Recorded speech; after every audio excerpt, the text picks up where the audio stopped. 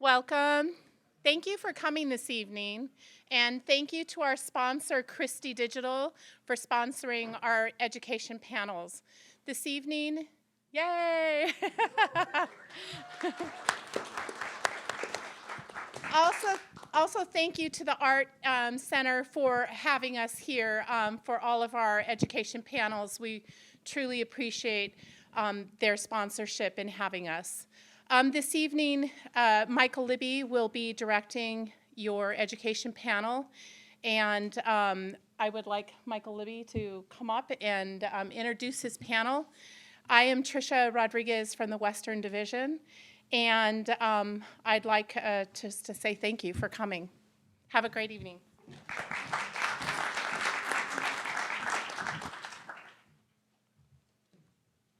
Okay, hi everyone. How you guys doing? Great. I'm going to tell you a little bit about the TEA first. So I know there are a bunch of members here, but I think they're also non-members. Can I get show of hands, who is not a member of the TEA?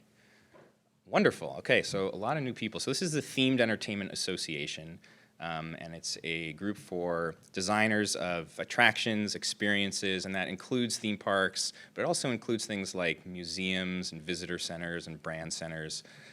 Anything that you really would call a themed destination. Traditionally, those types of attractions have been very passive. If there's media, the media is always pre-rendered. It's always about the audience consuming the content as opposed to engaging with the content itself. And that's been going on for so long that it's sort of this repeating cycle where we know that it works, and so we produce attractions that are like the attractions that have already been built. But there are a lot of new technologies like VR and AR and game engines that are really changing the way these types of experiences can be created. And so that's what we're here to talk about today. I have just the most amazing panel here. I'm so happy. These were literally 4 out of the 5 people that I asked first, and the 5th wanted to be here but couldn't make it. So they all said yes, and I'm just incredibly ecstatic to have them. And I'll do intros in a moment, but I'm going to talk about myself just a little bit first. So what's my story? So I was always really into theme parks. I started as a ride operator at Disneyland, and then got into design. I just saw a fist bump or a pump for ride operators. Yeah. It's a life choice, yeah. That experience was invaluable for me. I really learned a lot about operations and this other vocabulary that we need to learn, like throughput and egress and downtimes and code V for when a kid vomits, all these things.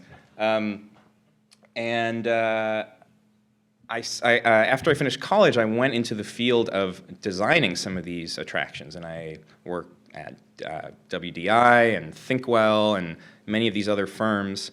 And this was around the time maybe the first or second iPhone was coming out, maybe around 2008, 2007, something like that. And everybody in this industry was really scared because they were building all of these super built environments that are really expensive. And guests were coming and just staring at their phones as they were walking through the queues. They were just glued to their phone and Facebook and texting, and now this is what everybody does all the time. But back then, it was very scary. And I was coming out of college with a creative writing major, and I kind of saw the writing on the wall with this quote-unquote interactive stuff. Clients were asking for experiences that were more interactive. Guests were expecting experiences that were more interactive. Guests at home had experiences that were more interactive. And I realized I didn't know anything about this. So I decided to go back to school. And I went to USC, the School of Cinematic Arts, where they have this amazing interactive media program, which is part of a larger games program. And Laird, who I will introduce to you shortly, was one of my teachers and one of my thesis advisors. And Scott was one of my classmates there. We had a class of about 15, and the other 14 were they wanted to either work for AAA video game titles and make the next Call of Duty or Halo, or they wanted to make the next great authorial indie game, that is like no other game that has ever been made, and it's their own vision. And I was this weirdo 15th kid who was really into theme parks. But I wanted to learn about interactive design and game design and bring it back to this industry. So ever since, that's what I've been trying to do. And ever since grad school, I've really been a consultant when it comes to interactive design for location-based entertainment. And a few of the things that I learned in this program alongside Scott are things that I still think about literally every day at work. Things that don't have to do with coding, things that don't have to do with technology. This was an MFA program. It's about fine arts. It's about what makes games fun. We started all the way back with playing catch. Why is that fun? Why does it work? What's social about it? What's antisocial about Monopoly? Why does everybody hate each other at the end of a Monopoly game, right? Because we're all trying to bankrupt each other. These are the things that we really studied, and these are the things specifically that the people in this industry are not necessarily thinking about because they don't know to think about it. They think game design, okay, we'll figure that out later. We'll have an interactive overlay that we'll figure out later. But game design really is its own school of thought that exists alongside architecture and engineering, writing, theatrical design, and all of these other disciplines that we use more traditionally in our industry. This is one of the most important things I learned in school. Before you make an interactive project, you need to figure out what you're going to be making. Is it going to be a game? We've heard the term gamification, gameplay, but do we really want to make a game? If you're starting a new project, a story has no interaction. A toy has interaction but no goal. A puzzle has interaction with a goal, and a game has interaction with a goal, and specifically that goal is winning. So when you're creating an interactive attraction, you want to think first about, okay, what's the story that I'm trying to tell here? And do I want there to be winners and losers? Do I want it to be a free play space? Do I want it to be a toy? Do I want it to be a puzzle? These are all questions that we need to be asking ourselves much earlier on in the process than we're currently doing. And a great case study for this is Legos. And this is all stuff that, Scott, we just learned in school, and I'm just regurgitating right now. But it's like we've learned the secrets. Yeah. So Legos, a bucket of Legos, if you just spill it out, like we did as kids, has interaction with no goals or maybe user-created goals. You want to build anything. You create your own goals. You set your own goals. So it's really more of a toy. But that same bucket of Legos, when you introduce instructions, it becomes a puzzle because you're building a specific thing. So all of a sudden, there's a goal. So these are things that we really need to be considering. Another one is patterns of play. We talk about social engagement, making experiences that allow guests to play with their families, because people come to theme parks together. But what does that really mean, and how do we actually accomplish that via gameplay? We need to be thinking early on, if we're doing an interactive attraction, what kind of play pattern are we going to use? Are we an individual? Are we playing against other individuals? Does the story make sense for me to be pitted against my family? Or should it be my family against another family? Or perhaps me as an individual against the system, against the ride, or against the game? These are all things that we need to be thinking about. This is another thing that has guided me through every project that I've worked on since grad school, the spectrum of authorship. This is an interesting thing because when we design attractions, a lot of people in the room here talk about how we're storytellers, and this is a medium of storytelling. Storytelling implies authorial control. It means that I, as the writer, I'm telling you a story, and I have complete authorial control for the story. But interaction, by its very nature, gives some control to the recipient of the story. So it requires the author to relinquish control. So the more interactive an experience is, the less authorial it is. And that is just something we have to come to terms with if we want to create an interactive attraction. Do we want to write a linear story that the guest is consuming, or do we want to create really more of a system, a story system, where guests can create their own emergent stories, a finite number of stories that we've carefully designed into the system, where we know all of the possible outcomes, but we're not dictating any single possible outcome. Another thing that we learned in school, game mechanics. You're going to hear this word a lot. What's the mechanic? Well, it's what people are doing. In terms of theme park attractions, really all that we've done in terms of a mechanic is shooting. The phrase interactive dark ride is almost synonymous with shooting. We think, oh, interactive dark ride, got it. I have a cannon, I'm shooting at targets, I'm getting points. And there are a lot of reasons why that makes sense. Shooting is something everybody sort of instantly gets. You don't have to reach out and touch things. Reach envelope issues don't apply. It's great. You can also kind of touch anything in the room that's far away because you're shooting something at it. So there are a lot of reasons why shooting makes a lot of sense to translate from video games into theme park attractions. But we've been sort of a victim of our own success, and that's all that we've done, is shooting dark rides. And the reality is, in a lot of these other games, there are all these other mechanics. Dance Dance Revolution, you're dancing. They're games where you're painting. They're games where you're chasing or doing wordplay or puzzle solving. And these are things that are proven mechanics in gaming, but they have not yet really been tapped or explored anywhere in location-based entertainment or on any dark rides. But again, this is about game design thinking, and attraction designers who don't understand that gaming is a genre and a school of thought don't realize that this is a design process and that these are the questions that you need to be asking yourself.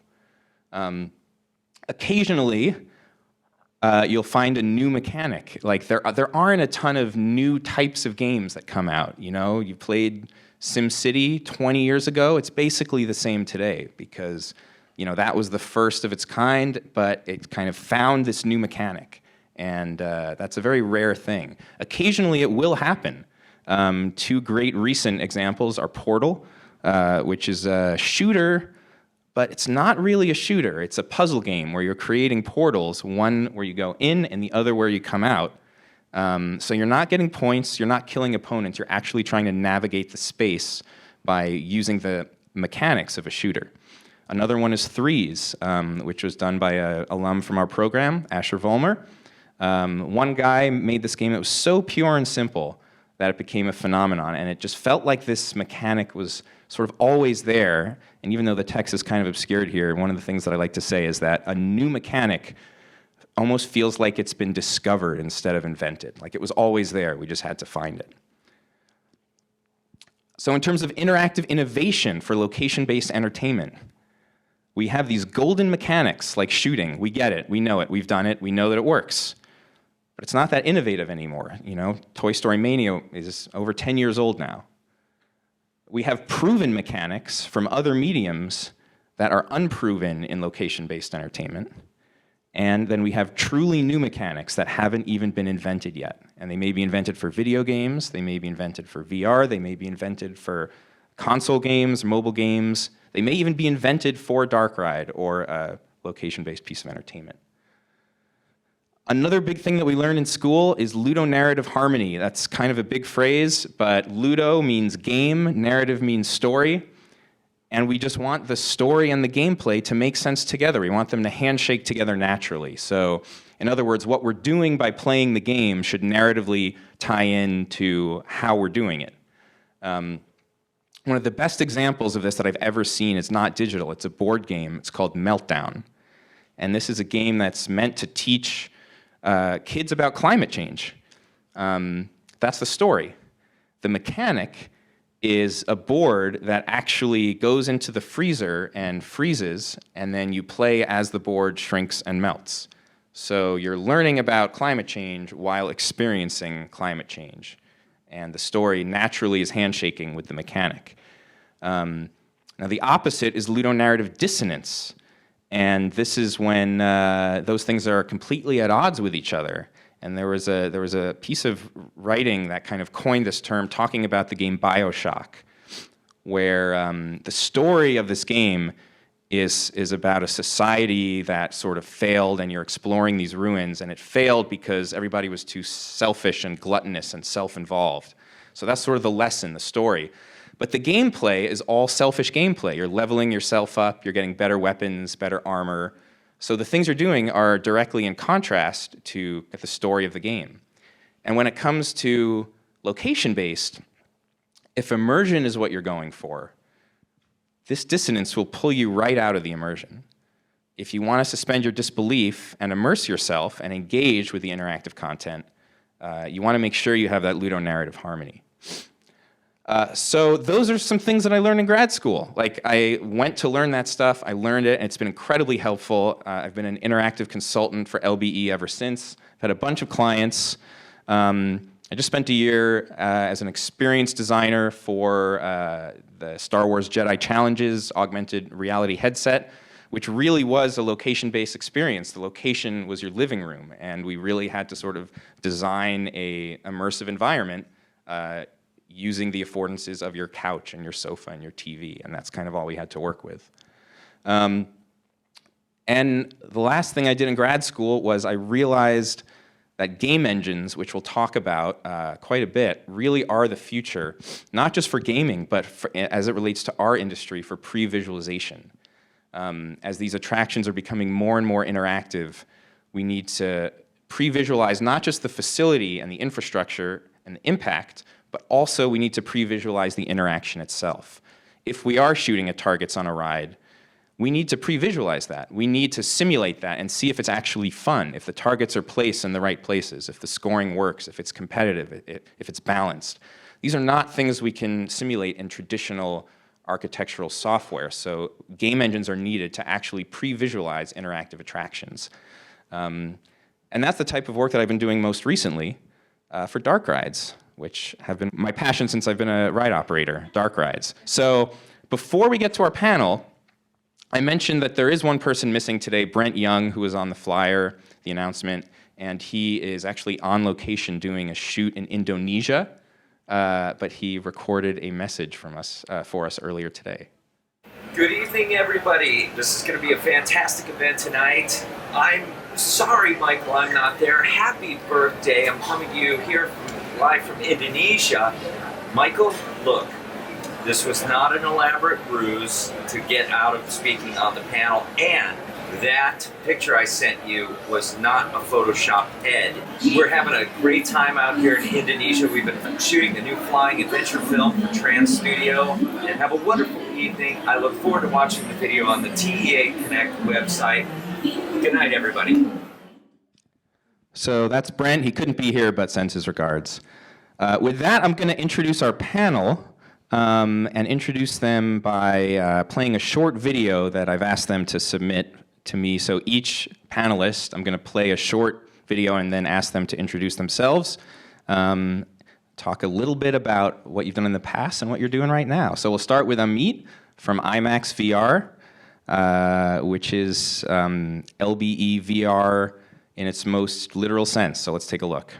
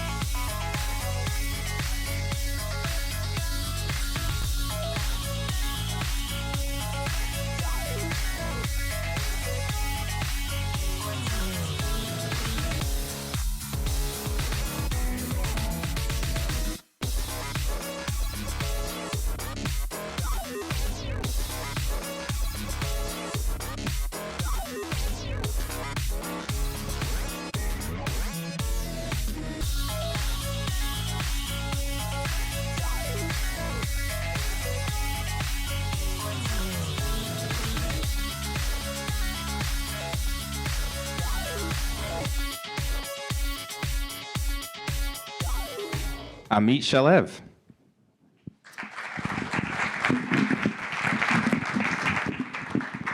Thank you, Michael. So that is the sort of the representation of my current work at IMAX VR. I'm the head of VR technology and design over there.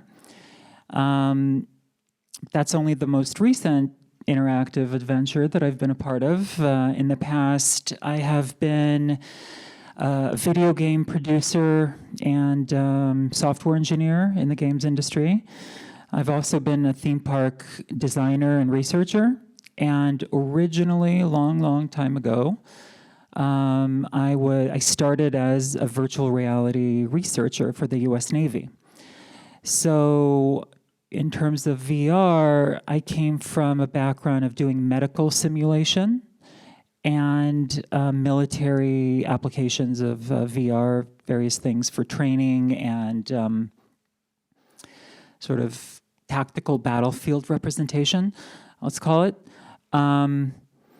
And progressed from there. I was interested in storytelling, and so from that I got into CG effects at ILM briefly, and then I was at LucasArts for several years doing games. And from there, what I really wanted to do was I wanted to get back to VR and cutting-edge immersive storytelling, and so I ended up at Disney Imagineering in their R&D group, looking at how to make theme parks more interactive. And later on in my career, that came up again. Several years ago, I was part of a project that was designing a theme park in the Middle East that was meant to be a cutting-edge interactive theme park with attractions that had never been attempted before that were going to meld interactive mechanics, game mechanics, and traditional theme park dark ride design. When I realized that, the course of my work there, we were using VR as a prototyping tool, and I realized that the technology had gotten advanced enough where it was, you could now start creating in it as its own medium. You wouldn't just necessarily use it for enterprise applications. You could now use it as a medium of creative expression. And so I started looking around, seeing what companies were doing that, and I ended up at a studio called Weaver, and worked on several interesting experiments there in interactive cinematic VR and then CG-driven VR. And today I'm at IMAX. We have 7 VR centers around the world, 4 in North America, 3 overseas. These centers comprise a pilot program in which we're trying to understand how to leverage the potential that we see in the market and message this and sell this to the public, which at large doesn't really understand the type of experience that they can get in VR.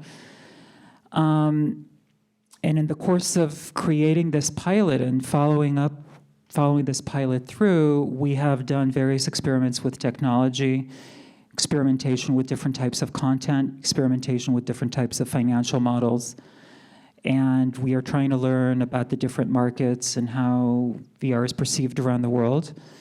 We've been open just under a year and a half in Los Angeles, which was our premier location.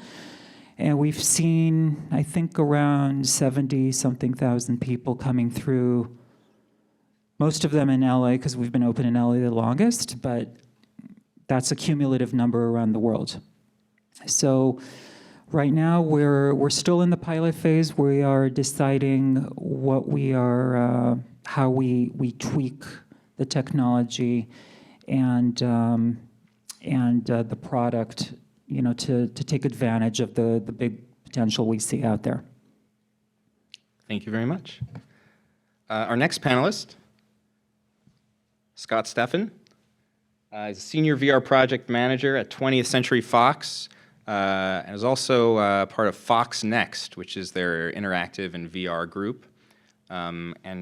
He has worked most recently on something that just came out a couple weeks ago, a VR project using the Planet of the Apes intellectual property. So let's take a look. Hold it, Ape! Update from the voice of the world. You look promising. Day 1000 and the simian flu shows no signs of abating. Shut up! Help us. The effort to capture apes and study their resistance to the virus continues. Infection rates across the region have remained constant. Apes are armed! I repeat, apes have guns! Apes, together, strong! Toucan, South Valley, in pursuit.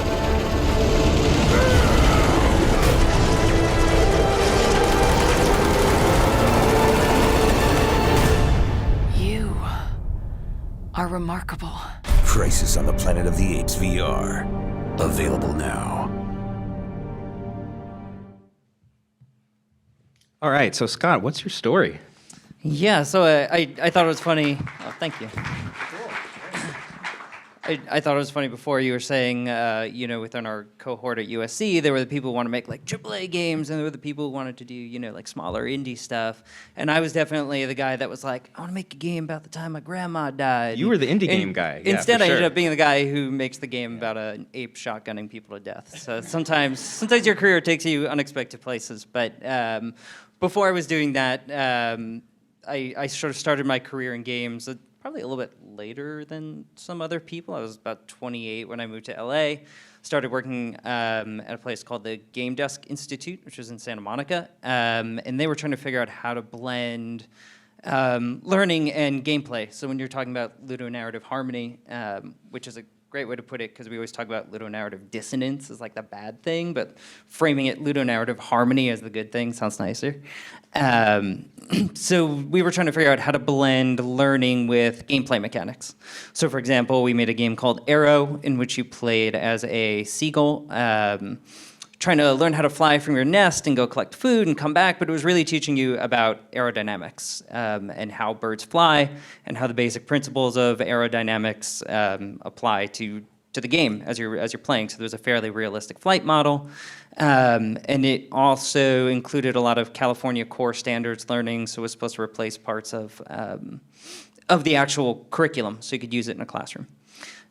So I worked there for a while. That was a real challenge to figure out how to make games that were fun and engaging enough that you would want to play them to actually learn, instead of just you play a game for 5 minutes and then you watch a cutscene about, Lyft, and it's like nobody wants to do that, right?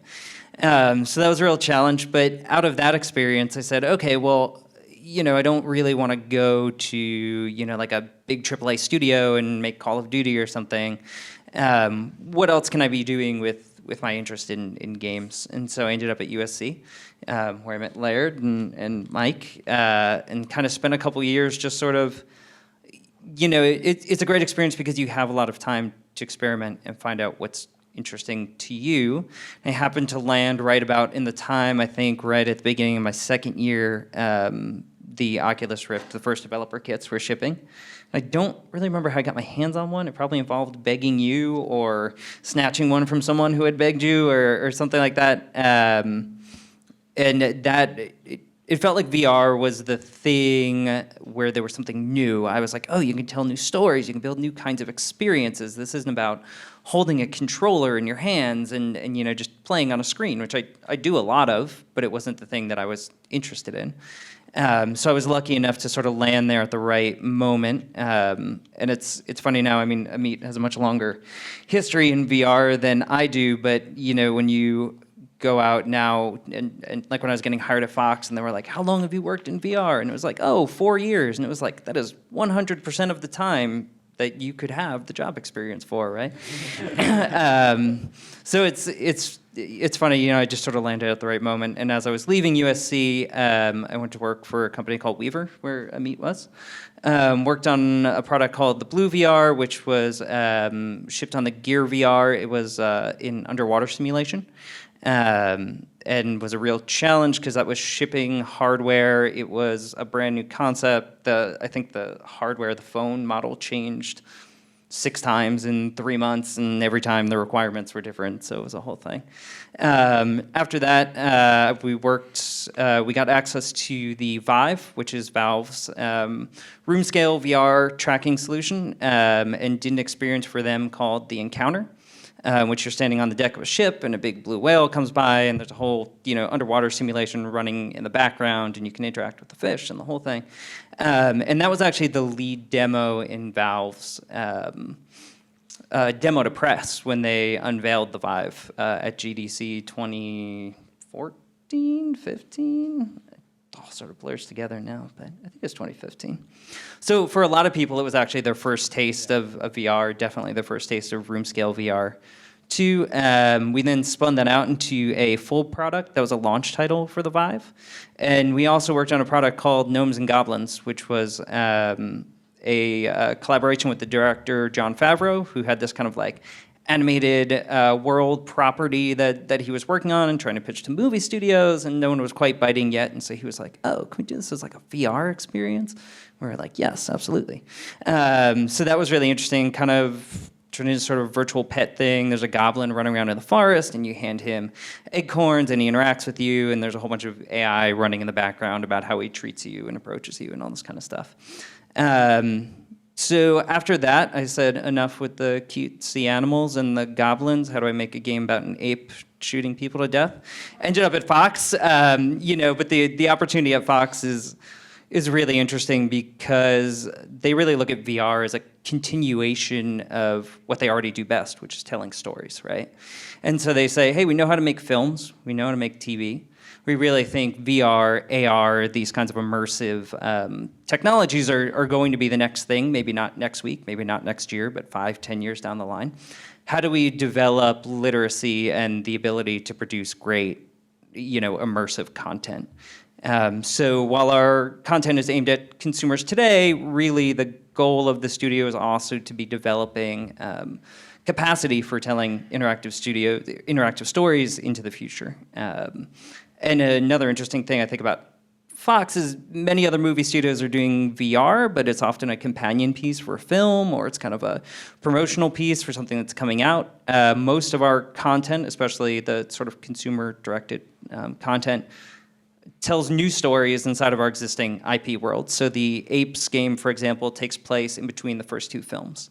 So rather than just be a retelling of the latest movie, it's actually a brand new story inside of that world that helps fill in some of the gaps between those movies. And so all of our content takes place inside those story worlds. It's not, supporting a film release or something. So it's a really unique opportunity to figure out how to tell stories inside of existing IP.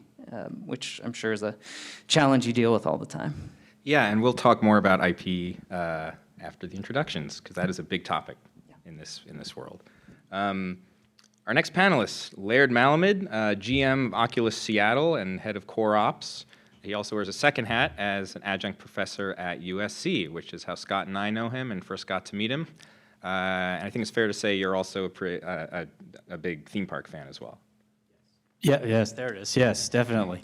In fact, I'll tell a little anecdote before you play the video about Michael. His original thesis idea, which is why he asked me to be on his committee, had to do more with an adventure game and a TV show, and then his underlying passion, which he told you about, kind of came bubbling up, and he was working on this other project, and he changed thing, and then he's like, so I'm not sure about the committee thing, and then of course I revealed that I actually am a theme park groupie, nowhere near the talent that's in this room, but I like to go. So anyways, it worked out fine. I was actually helpful, I think. Helpful. Anyway. All right, so let's watch the video and then hear how you got to Oculus. Sure.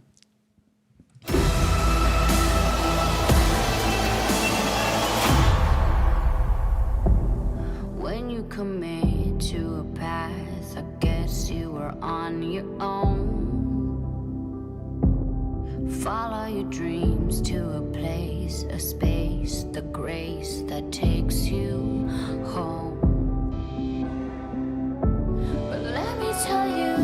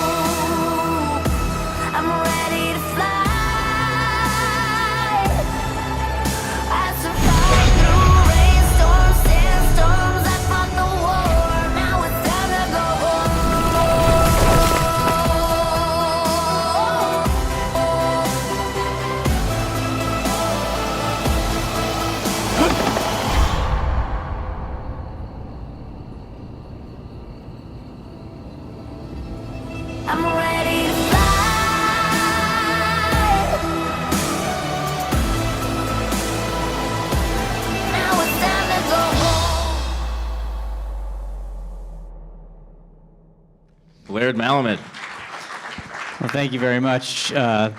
It's the path to Oculus. It's similar to some of to my co-panelists here in some ways. For me, I hadn't worked in VR until I went there, but I had seen VR in the Media Lab at MIT in the 80s, even in some rudimentary forms. I had a fellow student who ended up going to Apple afterwards that had done had 4 monitors around a chair, and you were sort of being driven through these desolate areas outside of Detroit. This is in the late 80s, and the automobile industry had collapsed. And it was one of the most moving things I'd ever seen, is to see these, and many of these communities, frankly, today are still boarded up and empty and whatnot. And it was, I mean, when I say monitors, right, your mind's probably jumped to flat screens, right? No flat screens. These are like Sony 13-inch Trinitrons that are very big and deep, and you had to climb around to get into the chair that didn't move, and there was no steering wheel. But I had a fascination with it, which I think partly because also my video game love. Even though I went to study film at USC, which is what affiliated me with there, but quickly after working at Lucasfilm on the Young Indiana Jones Chronicles, which was an amazing first job in the industry, I went to Activision to make video games, which was my original passion. I'd made video games in high school, you know, in BASIC. They were not very good. They were very basic, see? But I got to work on things like Call of Duty and help bring that up, and I helped scale Guitar Hero from when we brought Red Octane in. I helped see Guitar Hero fall apart, which was really, really interesting lesson about when you're a slave to a controller that you don't want to change, you can't change the gameplay, and when you can't change the gameplay, you can't keep the franchise going. Also, we ran out of songs that had good guitar solos. That's actually true. Between us and Rock Band, I think we consumed them all. There's only about 10,000 of them. But I worked on a bunch of stuff at Oculus. That's what I got involved in, working on hardware and going to China. Didn't have to move there, but going to China a lot to see these things done. A game called Skylanders, which some of you may know, probably also know Disney Infinity, which were of similar timing, which is toys that you physically had interaction with in real space, which I love this concept. This is also why I loved Guitar Hero, is that we brought the experience out of the TV or out of the computer screen right into your lap. And there's a lot of theory around agency and what it means to what memories are laid down. So I sort of felt ready for VR when I got the phone call that they needed help getting the aforementioned Development Kit 1 done in China that they had promised people by Christmas and was definitely not going to be available by Christmas 2012. And I went down there and met with the folks, Brendan E. Reeb, who was the CEO, founding COO, and he promptly described what he needed. Here in my mind, I was like, oh, you need someone to go to China for a couple weeks and sort out your manufacturing problems. I can do that. That's cool. I'm a consultant now. This is really cool. I was already teaching at USC. I was consulting the Gates Foundation. I was busy. He described the job. I'm like, Brendan, you need a COO. He's like, yeah, that's kind of what I want. I'm like, I'm too busy. So anyway, good luck. Nice meeting you. And off I went on my merry way. And he said, great. Well, nice meeting you too. And a few months later, I was putting together a panel, an education panel at USC, and we wanted to have, or a conference, we wanted to have a VR panel because we thought VR at this point in 2013, or late 2012 actually, was going to have an impact in education. And even today, I run our education research group at Oculus. And so I called Brendan, and I said, Brendan, this is like December of 2012, and I said, hey, can I borrow you or Palmer or one of the other people for like 30 minutes and 2 hours of driving? And he's like, yeah, no problem, we'll be there. I still don't have a COO, what are you doing now? I'm like, well, the Gates thing wrapped up, and the DreamWorks thing fell apart, and I'm teaching, but other than that, nothing. He's like, good, come on down. So that's actually how I got there, was a sort of circuitous route. I really was not calling to find out if there was still a job there.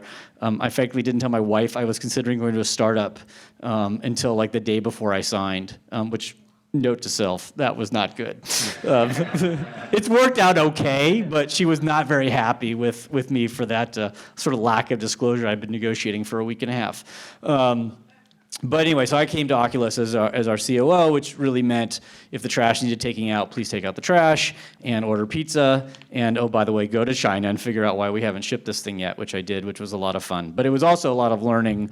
And the most learning, I think, which is applicable here is starting to interact with our developers and starting to interact with other people in the field about, what did they need out of the hardware, out of the Rift when we finally shipped it in 2016, or Oculus Go, which is going to come out later this year. So what, and trying to like build a platform and a system, which I think we have done well in some areas, and there's still a long ways to go, that could support these types of entertainment. So you saw in the video, probably what I love about that video, right? It starts with the shooting, and Mike mentioned, that's kind of as far maybe as some of the dark rides with interaction have gone to date, but then it quickly goes on to other things, right? It goes on to climbing, and there's a whole Star Trek sequence in there, which is amazing, which I'll end by one sort of like, anecdote about that or story. So my son and his wife came to visit last year, and so he hadn't really had a lot of time to spend in VR.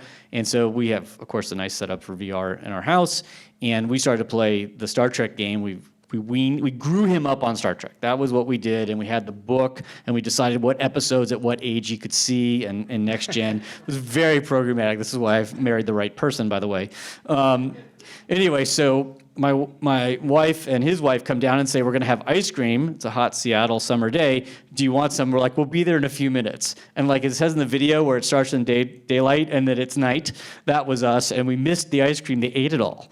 So, and just not to fall into gender stereotypes, Rachel, his wife, when she got into VR, completely schooled me in Dead and Buried. So I don't want you to think it was just a guys versus a girls thing. She got into VR and kicked my butt. So anyway, it's been a great trip being at Oculus. Now I oversee a lot of our operations across all of our offices, but still very much in touch with our communities. And as I said, one of the things that I'm most passionate about is education. We've put 100 Rifts into California libraries, which has been an interesting experiment, and we now have a pilot program of that in Washington state libraries. And we're looking internationally as our next expansion of bringing VR out to Amit's original point. It's not a lot of people know it's there. And we're hoping that public access in libraries is one of the ways they can learn about it. Great, thank you. Thank you. And Laird, I'm hoping that you'll also at some point, as we get into the questions, talk really about outreach to content creators and developers and how you educate the content makers on, using your hardware to its fullest, to make great experiences. And then I can talk about the whole USC thing too. So we got tons. Oh yeah. Okay, so our next panelist and last panelist is Larry Ahern. Larry is a senior story editor at Walt Disney Imagineering. The thing I want to point out about Larry is we've just heard from 3 panelists who really work primarily in VR. Larry does not work in VR, and this is not a panel about VR. This is a panel about interactivity, which is a larger category that often includes VR and sometimes does not include VR. Larry has a history in games. He started at LucasArts and actually was the co-director of one of my favorite games of all time, The Curse of Monkey Island. I can't believe I got to work with him many years later. It was quite the honor. And now he's working at Disney. And he is also a writer. Even though he's also an artist, he doesn't like to talk about his artwork as much, but he's primarily a writer and really approaches projects with that interactive narrative designer mindset. So he's done a lot of work in-park interactivity that does not include screens, does not include headsets, and let's see a little bit of the work that he's done for the Disney parks.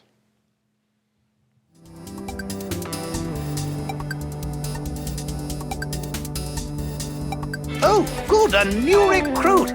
I suppose then you'll want to know what's going on.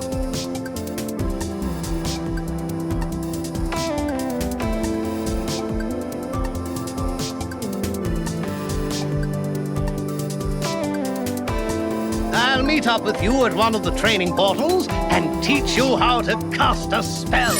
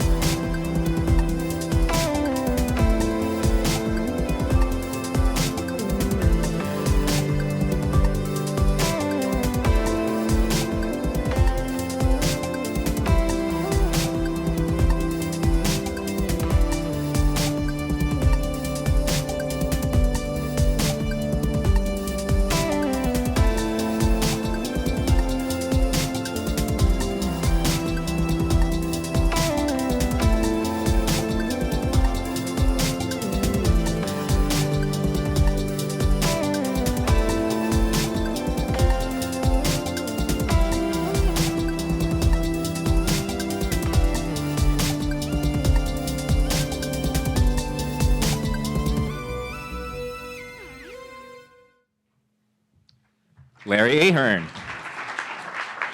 Thanks. So like a lot of people on the panel here, I came from video games, and like Mike said, my background has always been, I was always a cartoonist growing up, so it's a combination of visual and story. So I've done a little of both in the game side. I was at LucasArts for about 10 years, and unlike a lot of the other people on the panel, I was not a shooter game maker. So it's an interesting perspective, but I think it applies pretty well to a lot of the kinds of projects I've made at Disney.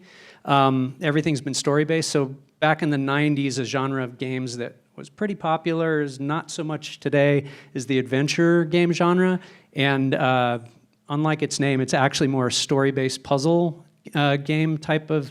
The way I describe it to people that aren't game players is it's a little bit like an interactive animated film. We did a lot of that kind of thing. So you're creating storylines, and in trying to keep the ludonarrative dissonance out of the way, it's how do you set up puzzles that are where the conflicts are what the characters are facing in the story. So that's kind of my training and the background that I bring to things. And so I was there for about 10 years. I was at Microsoft for about 5 years, and then decided I wanted to go make my own game, and that was really hard. It was fun, I did it, but about the same time, Jonathan Ackley, who was a friend of mine that I'd worked with at Lucas on the Curse of Monkey Island, ended up at Imagineering in the R&D group, and he said, well, what if we tried to make an adventure game in the park? So instead of walking around a virtual space, you're gonna walk around the park, and how do we add puzzles or activities to that kind of environment? And so he hired me to work on that. We did the first version of Agent P's World Showcase Adventure was actually a Kim Possible game. And we put that together. And the core concept of that in terms of the mechanic was literally, let's give the guests a remote control for the park. And that was like the bottom line. Like, don't make it complicated in terms of puzzles or activities or things that you can mess up. Just literally give them a button that they can trigger something cool in the park. And then the rest is sort of scavenger hunt. So you get some a story set up for something. A villain is trying to take over the France pavilion, and how do you stop him? Find a secret hideout, disable his doomsday weapon, and you end up going and following clues and finding these different locations and putting in the code, and then you see something light up or an animatronic talks to you and gives you a clue and that kind of thing. But it's a lot of the same structure that we did for the adventure games, and it was a lot of fun. We realized that I think the combination of narrative and mechanic, there's a critical balance on that, because I've worked on a few projects where we thought, well, you don't want to get too story heavy with this. Why don't we dial that back and just kind of have the activity going? And some of those weren't as successful because you kind of get to a certain point where if you don't have enough context, you start to lose interest. You get too much story, and then people are kind of like, yeah, and you saw some of those games had maps, and we delivered story in different ways. It's not always technology-based. Sometimes we had characters talking to you on the phone, so you could get some animation there and some characters speaking. But trying to figure out that balance between how much information do I need to figure out what to do, how much narrative do I give the guests to keep them engaged, and then what kind of hands-on activity can they do. So my current job now, I'm actually in the writing department. I work on some rides, but a lot of the interactive stuff I've done has been more this walk-around kind of experience. The thing that's great about that is it's a long-form storytelling. Guests can get their hands on it. They can stop in the middle of a mission if they want, so you can go at your own pace. But if you're into it, you can spend all day playing some of these things. Like Sorcerers of the Magic Kingdom, which you saw up there, it's a turn-based magic spell card game. So you're basically battling the villains using the different cards. And that's like 8 hours if you want to do every mission back to back. It's got 90 minutes of original animated content. So, you can look at an interactive that way, or it can be a 3-minute dark ride. There's different ways that you can tune your interactivity. But for me, I always approach it from the perspective of narrative designer. And for a lot of you folks that are not familiar maybe with the different game design disciplines, there's a lot of hybridization that happens out there. So story with design, or environment design or level designing is a little bit about how do you make an interesting place to visit within the context of the game mechanics. It's got to look good, but I got to make sure there are places that the character can jump to and 10 different paths through the space. Or a systems designer that's going to figure out balancing how you power up your character and the different abilities they have. So a lot of those things seem to apply to theme park work, I've found. I kind of approach it from the narrative design perspective, but there's a lot of exciting ways to do that. Awesome. All right. Well, that is our panel, folks. Some real heavy hitters here, and I'm very excited to have them all. I have some questions that I've prepared. So we're going to go through those and then open it up for some Q&A, because I'm sure you folks have questions as well, and I want to make sure we have time for that. So again, this panel is in the context of the TEA, companies that make, design, and create and produce immersive experiences and attractions. So here's a hypothetical. You have a client and they're asking for an interactive experience. They come to you, they say, we have money, we have land, we want something that's interactive. What's the right way for a content creator to ensure that whatever is made is fun and is good and a great guest experience? What's the right way to address that direct request from a client of, we want something interactive, we don't really know what it is, but can you help us? All right, I'm jumping in here. This is actually an interesting question for us, because part of our business model is, okay, we're going to make these games. We're going to sell them to consumers on PlayStation Network, on Oculus, on Steam. But the second half of that equation is actually like, oh, and then we're going to go and we're going to send these out to LBE arcades, where a completely different kind of person is going to be playing these games, right?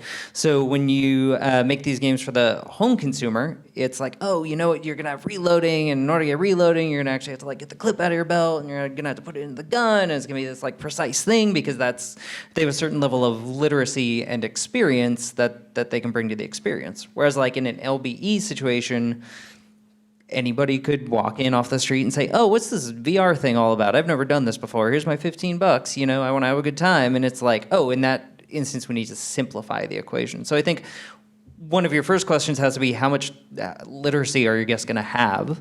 And I think an interesting thing is, you were talking about when you were coming out of USC the first time, and it was like, oh, smartphones are becoming big. What does that mean? It means that people who are walking into, your average person who walks into a theme park now has more game literacy and interactive literacy than they would have 15 years ago. So that opens new doors. And I'm sure you guys can speak to that a little bit more than I can. But I think there's always that central question of like, who is this for, and why is it for them? Because there's when we were making Gnomes and Goblins, for example, it was like, this is for everyone, and it's not for everyone because it's cute and no one's getting blown up in it. It's for everyone because we believe that like the emotional journey at the core of this experience is a kind of 4-quad universal experience, right? Another valid answer would be it's for everyone because it's just really easy to use.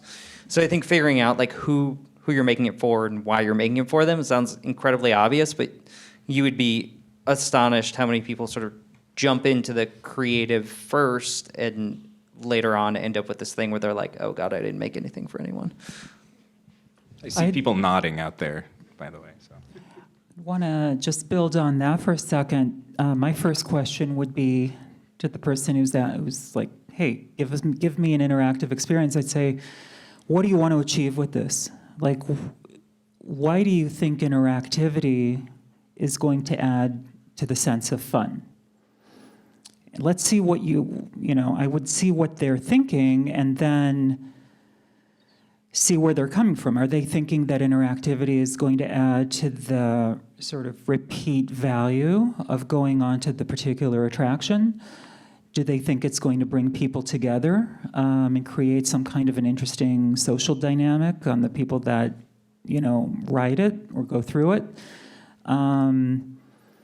Did they want it to link to some other kind of media? Did they want other kind of monetization opportunities that spill off into some kind of other transmedia platform. And based on what they're thinking, I would sort of try to understand how to approach the problem. For me, interactivity and interaction mechanics are a tool to create emotional engagement. Story is a tool to create emotional engagement. If you don't have emotional engagement on the ride, whether it's this sort of adrenaline-driven emotion of just thrills and spills, or if it's something maybe a little bit more, let's call it a little more in the higher brain, something that inspires the imagination or something like that. If it doesn't have that emotional engagement, it doesn't have the repeat play. And so you can use interaction if it's well designed to create emotional engagement. You can use story if it's well designed to create emotional engagement, or you can just, go for the old roller coaster trick, right? Drop someone over off of a high cliff. They'll be pretty emotionally engaged too. So, how do you use interaction to create fun is you use interaction to increase emotion. And the interaction has to support the other elements that are there that all layer together into an emotional journey for the guest. I think building on that, I see that on the interactive side, and you see that on the story side too. Like you said, what's the story of the drop? It's like, well, you're about to die. I don't need to know too much more. What's the inciting incident? I got pushed. I'm about to die. End of story. That was exciting. And I think the same thing happens with interactive. It depends on the length of your experience. How long is your ride? How long are you engaging? A lot of the stuff that I've worked on has been longer form. The value you can get out of that is you can get more immersion with your franchise or whatever story and characters you're using. If it's a shorter form thing, then you got to try to figure out that balance. How much story can I put there to give enough context to engage people? And then the interactivity tends to be more like, well, how do I become part of the story, a more integral part? How do I help save the day or team up with the hero to stop the bad guy? Those kinds of things. Those are the kinds of things that grab people. That's why video games are so popular. And a lot of the theme park stuff in the past, what we get that other mediums don't have is you're there. That sense of being in that world is exciting. And so it feels like this is the next step with interactivity. It's like, how can I affect that world? But to your point, it's like finding ways for the guests to have an impact on the world that is very meaningful. That takes a delicate balance between the interactive mechanics, the ride system, and the story, trying to figure out that balance and don't overwhelm people, because we get that a lot too.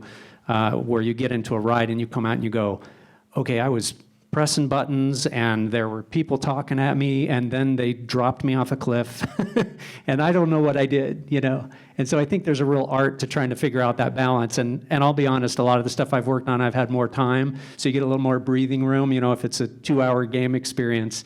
Whereas if it's like a 3-minute ride, that's a real art to figuring out how do you balance all those things just enough to engage people but not overwhelm them. Yeah, I'll take a holistic answer, which is, and draw a parallel. I mean, for those who are familiar with developing traditional theme park experiences, maybe without these interactive elements, there's still a notion of what Amit said about trying to find take the piece of paper and maybe make it into a box. So what are you working in? Why are you here? Why are you doing it? You have to have some design parameters.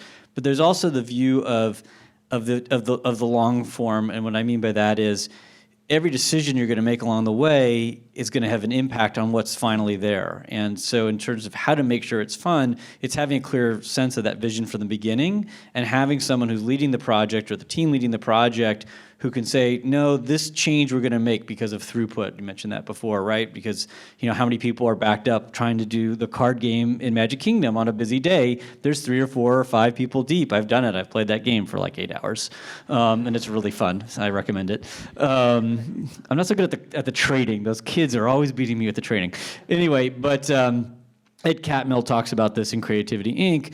That they thought at Pixar that if you could make a short form movie, it's like a stepping stone to making a Pixar 100-minute experience. And what they found was that didn't translate unless the person could keep the entire movie in their head for every little decision over 4 years. And these attractions can take that long, if not longer. And it's the same thing, so it's, again, coming from the beginning of what do I want, what's the player experience going to be, and then can I make all the right decisions for the realities of making something interactive that will be in physical space and not delude what was the original intent, find that balance between the different disciplines that Larry mentioned. So that's kind of the toughest thing, right? Is finding that and keeping it in your head while everybody else is trying to chop at it and take away your stuff. So you have to hold on to it. So that's actually a really good segue into my next question, which is I spoke at the past TEA SATE conference about the role of a narrative designer. And how that's kind of a new term and a new role, but it's a role that is increasingly needed within this industry. Lots of times that's not scoped into a project. It's not a line item. It's not a person that you think you need to hire. You think, oh, we'll have some sort of interactive element, an interactive overlay, we'll hire a consultant later on. They'll figure it out. So the question is, first of all, what's the role of a narrative designer, and at what point in the process should you bring a narrative designer on board? I mean, this is kind of a loaded question. At the very beginning, but, yeah. I'll speak to that because that's kind of my job description. But like I said, it's a hybrid kind of role. And I know in the themed entertainment industry, we tend to wear a lot of hats anyway. But it can get dangerous if you end up having these different silos of activities that people are doing, and then you try to mash them together at the end. So the idea being, if you can get people that are wearing multiple hats, so you are looking at how does the interactive blend with the story, because the ludonarrative dissonance that we all love, the catchphrase of the night,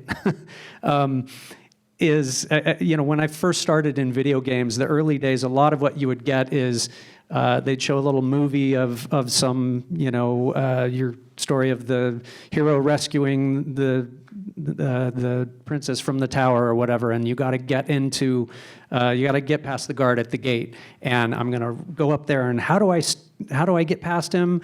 I'm going to stop and play Chinese checkers against him. And you're like, okay, because that's the mechanic they have. So that's failure of the narrative designer. It's like you needed the person in there that could help you structure a interactive challenge or conflict that is in sync with what the story challenge is. So, whether it's puzzles and you're figuring out, okay, how am I going to climb over the fence and get around the guy, or is that a physical platformer, jumping, flipping kind of activity. There's different mechanics that you might have in your game, but it's all got to be about how do I solve this problem that is part of the story. And we run into that with interactives on rides and attractions the same way. It's like you want to make sure that the activity that guests are participating in actually relates to what your story is. Figure out what your themes are. And sometimes the story is pretty paper thin because, like I said, it's a short experience. But you still want those thematic links that connect, so people just kind of viscerally get it. That's what I've noticed is really tricky. The shorter the format is, the more it really just comes down to these thematic links that you just kind of innately understand, because we don't have a half an hour to explain the rules or to tell you the backstory of what's going on. You got to set up a recognizable scenario and then have people just get, oh, this is what I would do in that situation. But a lot of times when those pieces, when interactive design and story and ride design are working separately, then you end up getting those things kind of going off in different directions. And then when you try to tie it together, it's not going to connect as well. Okay, sorry. Okay, so my next question. These are phrased in sort of a role-playing way, where I'm playing a role of somebody asking the question. So I'm an IP holder, and I want to try using my IP in a new interactive way. How should I approach doing this? And Also, can we do a VR thing, maybe?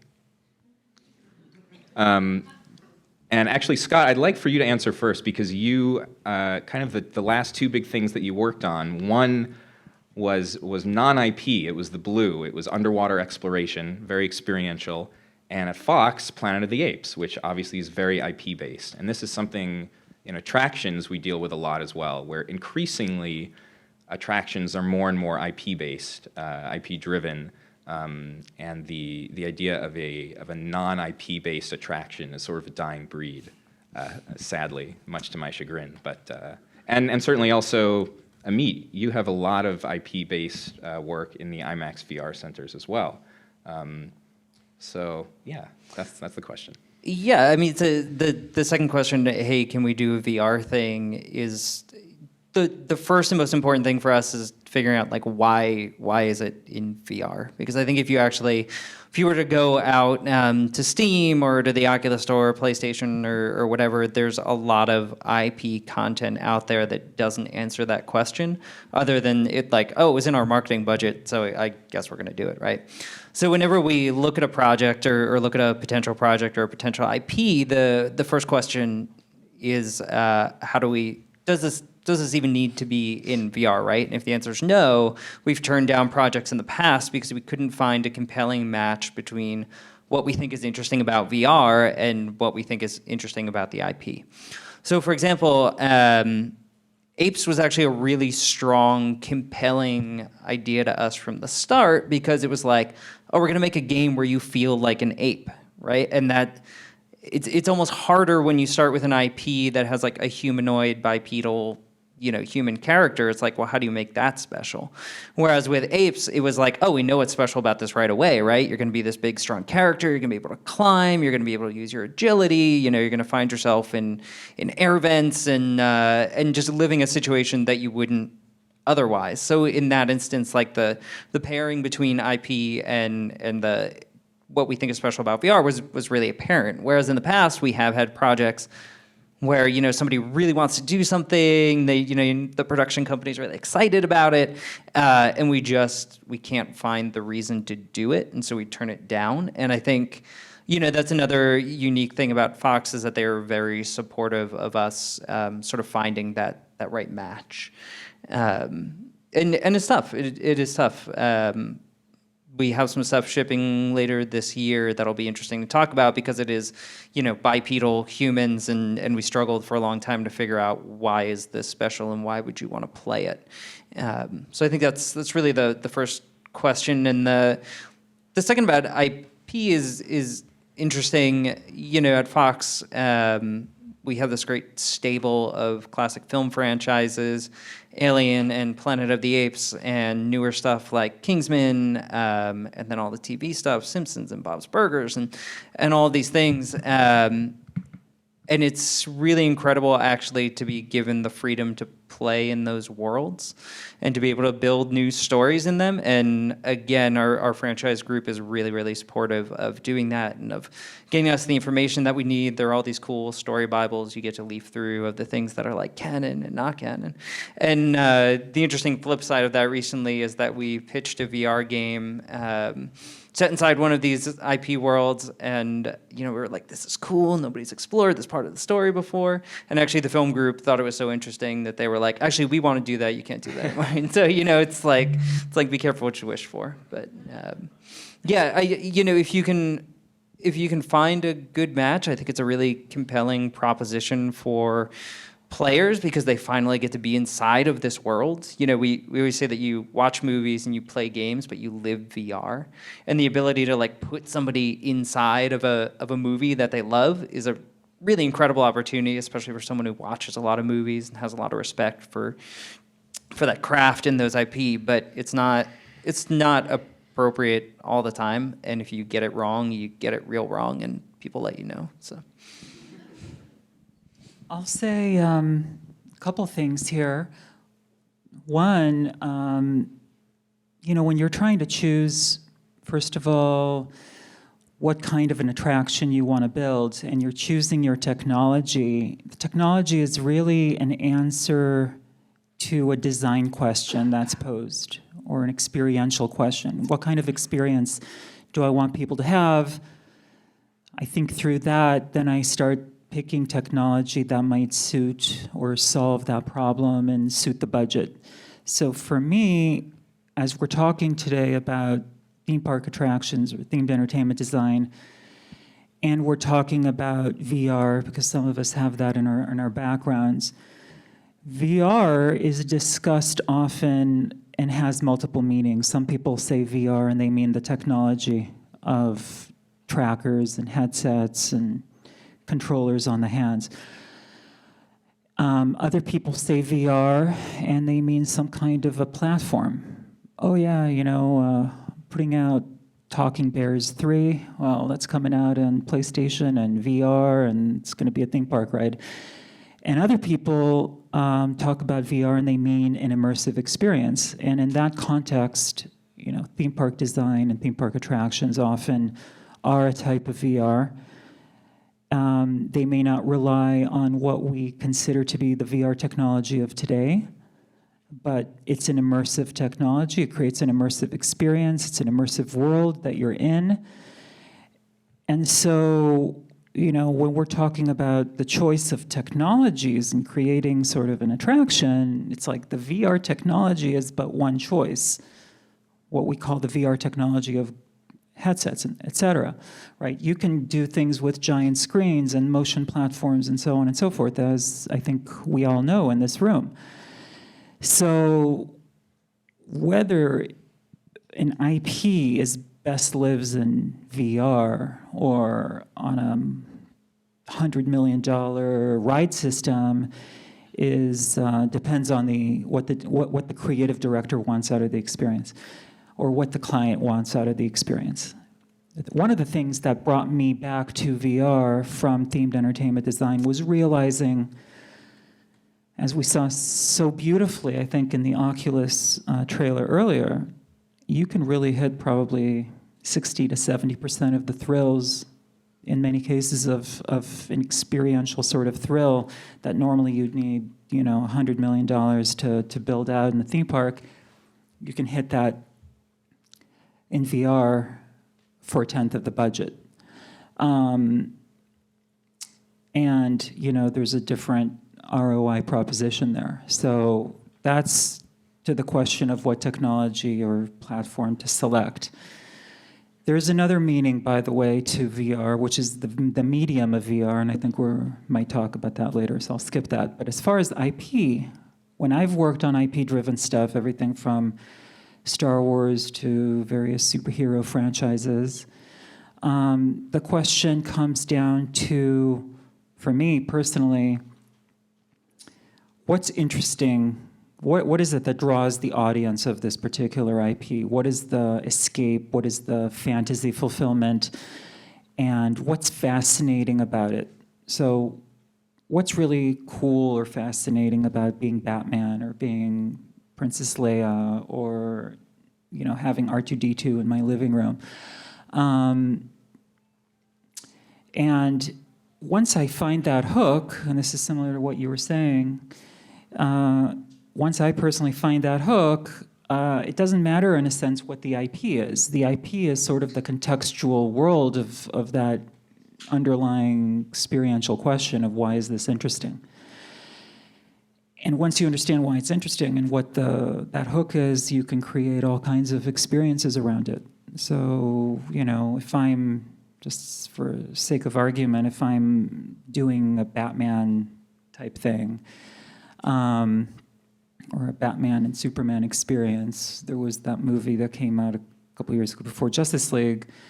What's interesting about that is these two characters and what do you have to be really internally? What kind of steel do you have to be made out of to be one of these demigods, right, that are facing off against one another? And how do I take you, the audience, the guest or the participant in the experience, how do I put you in their boots? What's the best way to do that? Is it, maybe it's putting you in front of a mirror and having you put on the Batman suit, right? There was a Batman VR experience that part of it was putting on the belt and the gloves and the cape and the mask and all of that. And it's like, wow, I'm looking in the mirror and cool. I'm in it, right? I'm embodying it.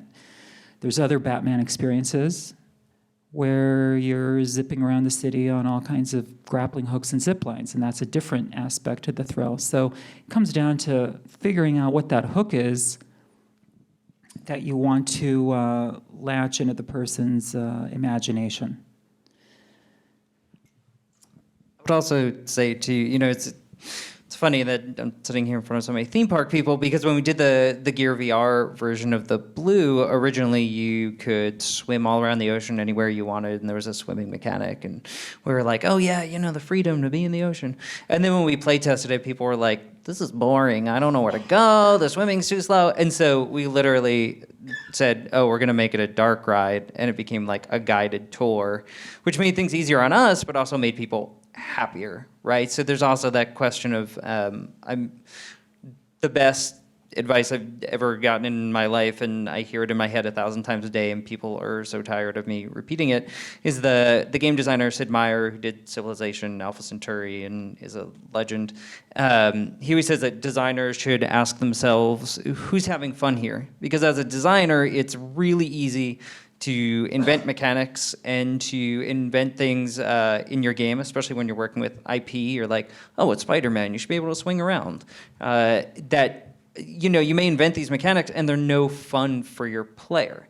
So it's like, who's having fun here? Are you the designer having fun, or is your player having fun? Because it's real easy to get lost, especially in VR, which is such a fertile field that doesn't have as many sort of established canonical mechanics and ways of building games. And I think, especially with IP stuff, there's a lot of opportunities to go down a blind alleyway because it's like, oh, I saw it in the movie, so I should put it in the game. And it turns out it's not what people want sometimes. That's kind of to, oh, sorry. No, I was going to say real quick, that's kind of to my point about story context. You want to give the player or guest enough context to get a sense of what you want to do. I always think the key to a good game design is the player should always know what to do, they just don't know how to do it. So, and then you give them a lot of options that seem like, I'm going to try this, I'm going to try that.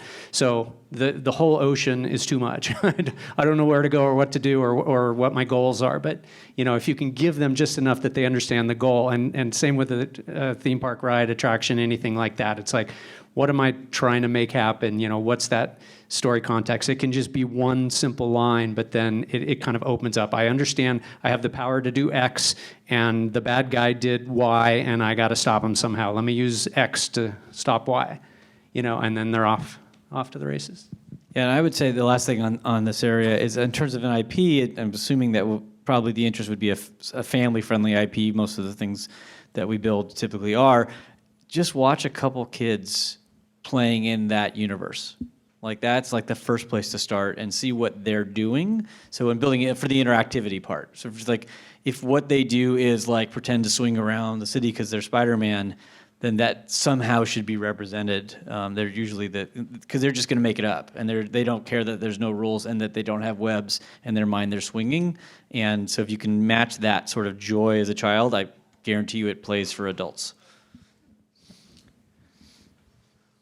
Wonderful. So my next question, and this is an important one. What are game engines? And what do they do? And what can they create, and what new types of experiences do they allow? This is something a lot of attraction producers are very used to, a pipeline that includes pre-rendered media and more traditional filmmaking in their media-based attractions. But game engines are here, and they're coming, and they're really changing the types of things that we can create. So can one of you just explain to me what the heck a game engine is, please? I will explain what a game engine is. It's a programming environment that is optimized to create real-time rendered spaces that you can then interact within. You can see a couple logos up there for Unity and Unreal that are sort of the two most famous ones, but there's actually a whole plethora of them, and Electronic Arts and Activision have like their own game engines that they've built in-house. And so it's really a series of tools that will probably be familiar, a 3D rendering pipeline so that you can create and build and texture these digital models. And then they have packages like to interact with a controller or play audio in 360 degrees if necessary, and whatnot. So it is really a toolkit. I mean, it's I guess an equivalent if you really haven't heard any of these things and are wondering. I mean, maybe the Adobe suite of tools to some extent, because they all, you can move an Illustrator file to Photoshop to After Effects, and you can build sort of a digital pipeline that way. So is that the kind of answer you're looking for? I mean, it's absolutely, yeah. And it's also worth noting that game engines are what you use to build VR content, but they are also what they use to build non-VR interactive content.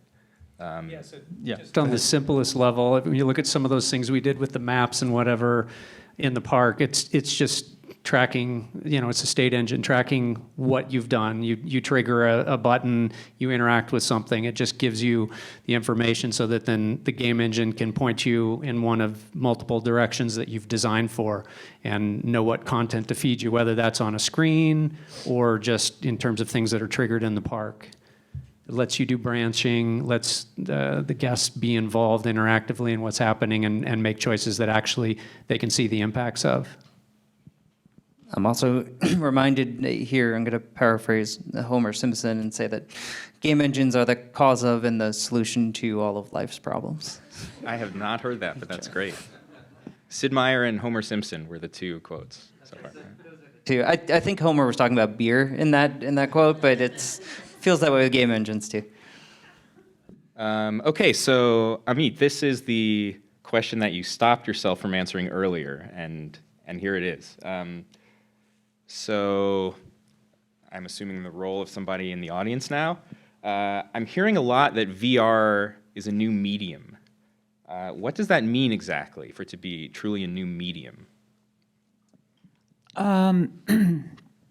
Well, so let me start by saying what it isn't, because some people come at it with certain preconceived notions. So to me, at any rate, it is not filmmaking, but more immersive. It's not just another type of storytelling. It is not games, but better somehow. What it is, we don't exactly know, but if we took a giant cauldron and we mixed in a little bit of game design and some interaction mechanics and some knowledge about dramatic structure and maybe a little bit of grammar from filmmaking and from theatrical productions and stagecraft, and then we stirred in a little bit of architecture and some of the discipline from spatial design, and then we sprinkled on top of that experiential design coming from theme parks. You stir it all up, and now you have the very first baby step towards this new medium. And, we at IMAX and other folks in the industry, we ask ourselves, what is this as a medium? What's a good exemplar of a piece of content that shows this medium in action? One of the questions that we ask is, does this feel essential, this experience that I'm maybe doing right now in VR, does it feel essential to this technology, right? So the medium, if I just have an immersive experience, that immersive experience can be delivered any number of ways. I can deliver it through pen and paper and very vivid storytelling or dancing around the campfire. If on the other hand, this experience is delivered via VR technology, the headsets, the trackers, and so on and so forth, then the question becomes, does this really need to be in VR? Is this done better in another medium? Is this done better in a book, on a screen, with a joystick somewhere, watching my 50-inch plasma or LCD? And if the answer is no, this feels essential, this feels like it can only be done here, then you're onto something. Now we look at the VR content that we have at the IMAX VR centers, which the public can experience coming in. The public comes in with a certain set of expectations. Some people expect things that are more game-like. Other people expect things that are more story-like. We have a third category that we call experiential. It's very similar to what you have in themed entertainment today. But there's content out there that you just sort of take in. You just experience it. It doesn't come with a story. The story is something you bring.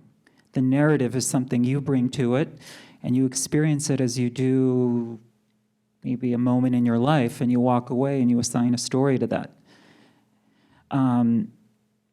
There's not necessarily a game mechanic involved, right? I've seen game studios making something that lives in VR, but the experience of playing that game is the experience of playing a game.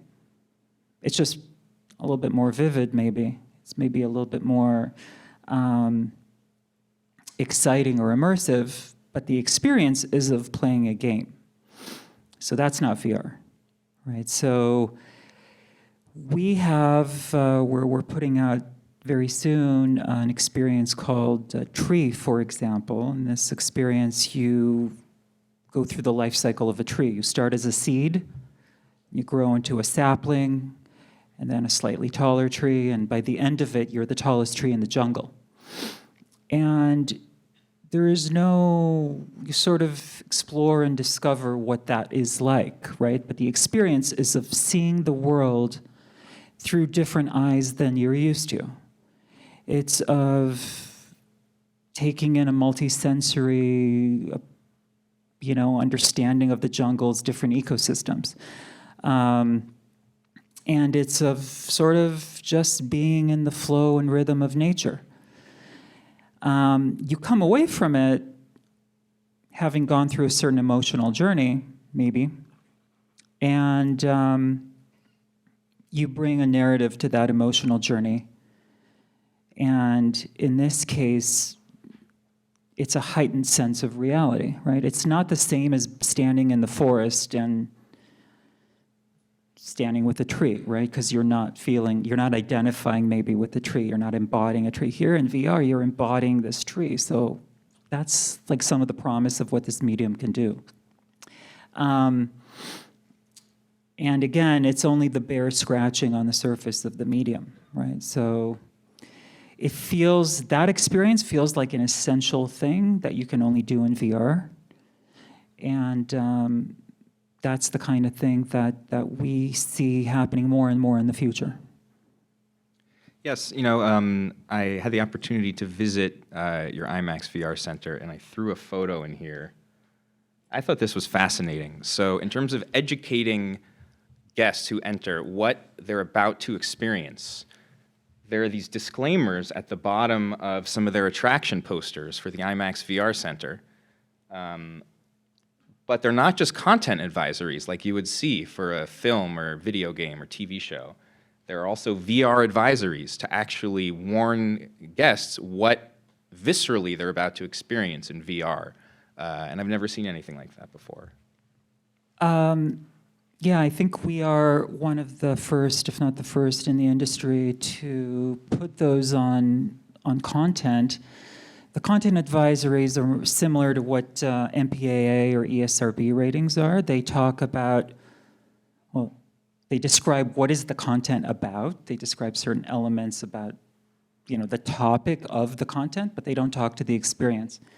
The VR advisories are meant to give you a sense of the physiological or psychological factors that you might encounter so that you're setting a proper expectation with the guest. At IMAX VR, we want our guests to be very comfortable. We want the experience of coming into VR, if somebody doesn't know anything about it, to be as frictionless as possible. That is one of the ideas behind the design of our centers. And so these VR advisories lend to that comfort, right? If you, for some reason, need to know that there is a situation in the experience with extreme heights or combat or enclosed spaces, we want to just give you just enough language where you can make the decision beforehand as to whether that's something you want to go through or not. And VR is not the same, you might say, well, I can play a video game, screen is 10 feet away, and I can handle that just fine. I can shoot at things, things can shoot at me. But that's data really at a distance, right? Your brain's taking that data in and it's somewhere out there. VR is a lot more visceral, right? VR is happening in some sense of the word, it's happening to you. And we don't necessarily know how people can respond in a situation of high tension or high pressure. Everyone has their own, personality and psychological background that can cause, creates a lot of variables in the system. So we just want to call those things out and err on the side of caution. So on Tree, do you get a warning like it may come with irrational fear of lumberjacks? It's I have to think about putting that one in. It sounds like a rational fear of lumberjacks, though. So I have one more, in the interest of time, I have one more question for the panel, the whole panel, and then I'm going to open it up to Q&A. People enjoy location-based entertainment because of the social aspect. So how can I, as a designer, ensure that an interactive experience I'm creating for guests is a social one? It's interesting. A lot of the park-based overlays that we did, we actually toyed around with, to your point of the lines that you get for the magic portals. A lot of those that were structured with those kind of interaction points, we set it up so that there would be a multiplayer version, assuming that if you show up with a couple of other people, then we change the narrative, and that's one of the nice things from a game engine. You can just track that. You can try to send people to different locations that are less crowded, but if you end up somewhere where there's several people there, we just flipped a switch and said, okay, it's going to take all X of you working together to stop the villain or do whatever. And in that particular case, we actually found out that everybody was stomping their feet and really upset with that. It was like, no, I want to press the button and do the thing. Even if it meant I'm going to stand behind the kid in front of me and watch what happens when he does it and have everything spoiled, I still want to step up next and press the button. But that's a challenge because I feel like in that format that didn't work, but there's got to be other ways that you can kind of create the group play. We definitely have noticed that, and this was a thing back in the 90s when people were first playing adventure games, a lot of times it was based on the fact that, only one kid in your neighborhood actually had a PC, and so everybody would come over and one of the kids would drive and all the other people would look over the shoulder and say, oh, look in that box, check under the bush there for the hidden thing. You get a lot of that with parents following the kids around or groups playing where somebody might have the set of cards or have the phone with the clue and the button to trigger something, but there's a larger group that's participating. But I think there's a lot of potential to actually do a group play kind of thing where multiple people are engaged in it. I'd say an important factor, like one of the, an old, like a theme park attraction that I worked on involved role play. And so depending on the role that you were assigned in the story, you'd get different bits of story unfolding. And part of the mechanic was to share those bits of story with others to encourage sort of the composition, the gradual composition of a greater narrative tapestry as you move through the attraction. And so, if I never had the full story myself, so it encouraged me to go and talk to others and to play my role in the discovery of other little bits of story that sent me around this attraction, almost like a scavenger hunt. And others were similarly encouraged to come and talk to strangers to find out what their stories were. And they didn't have to be embarrassed, or social or self-conscious if they were talking to people they didn't know, because they were playing a character. In a sense, they weren't themselves.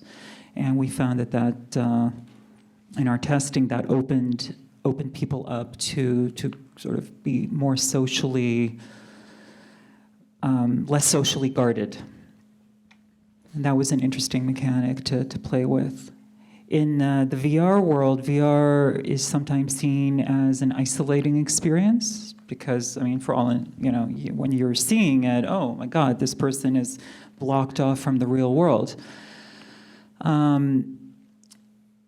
I've seen all kinds of solutions out there to encourage social cooperation and social activity, and some of it happens in the virtual space. People who are separated in the physical space nevertheless can meet in the virtual space. But really, for example, at the IMAX VR centers, one of the things I look at today is how to create a great spectating experience for people who are out of headset, and to leverage the footprint, the physical floor space, so that even if you're out of headset, you have opportunities to become an invested spectator in what's happening in the virtual world, and not just to be an invested spectator, but maybe to even find opportunities for what we call asymmetric participation in the industry. So there's somebody in a headset in deep immersion.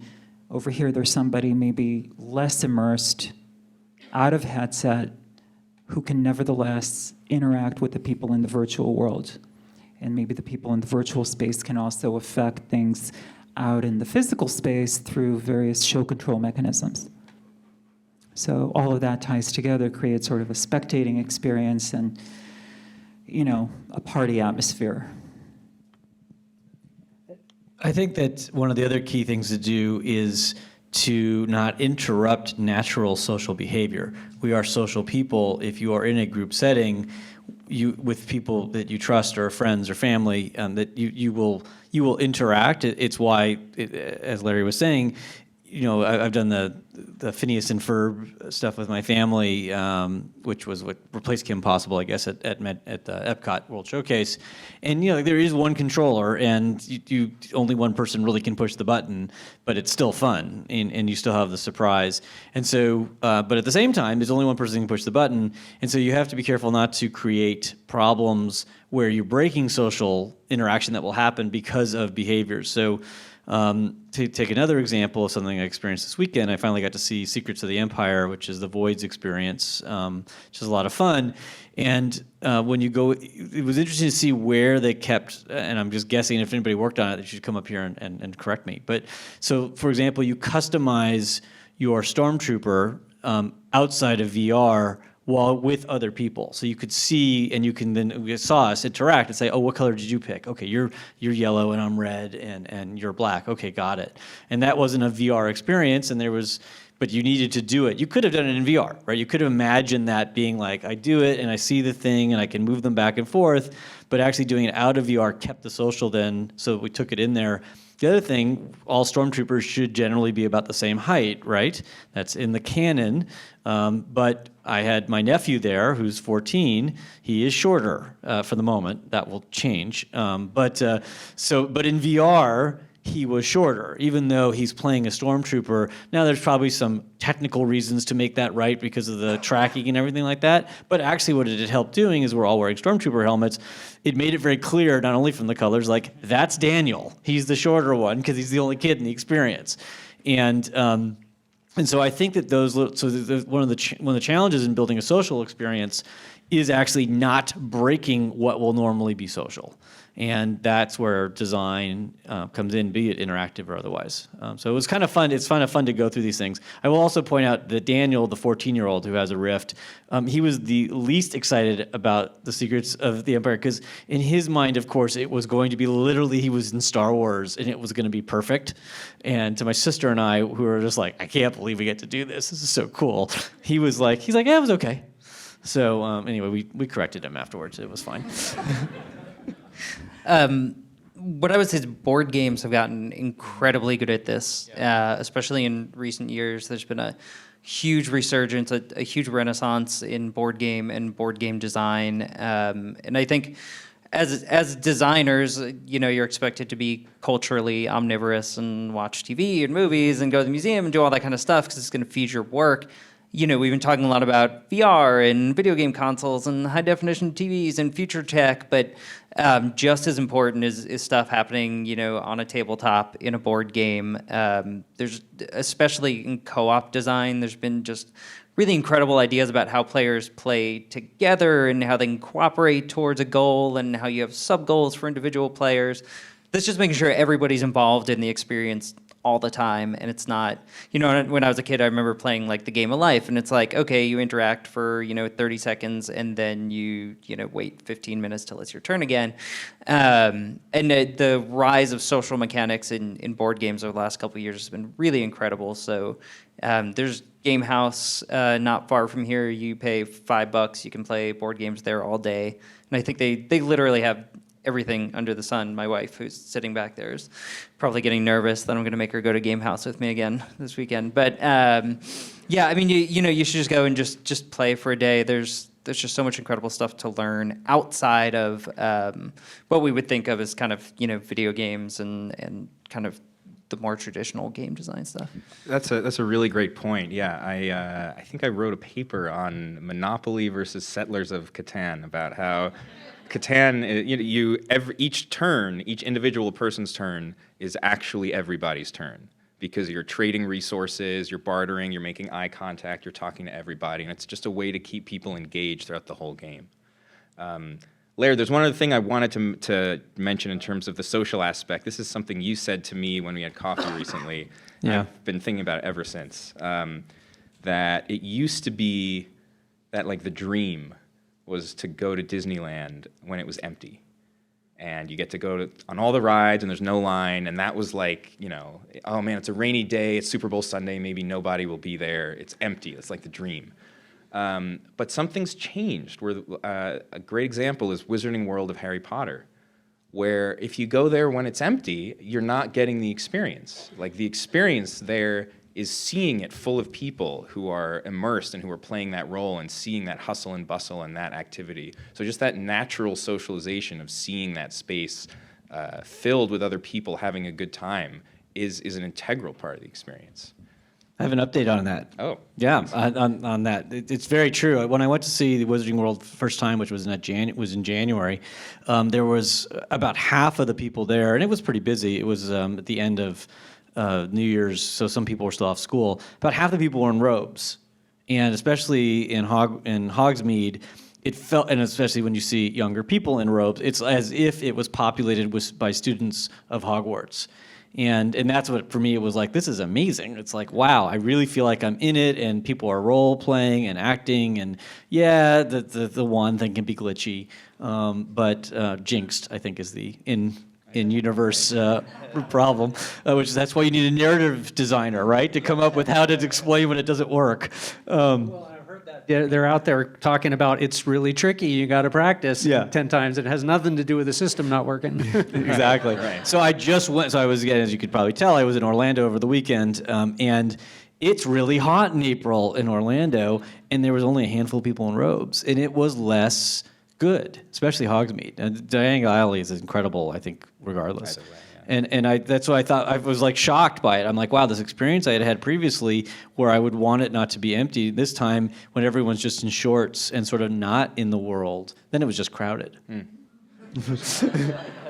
All right, so I think we have time for a couple of questions.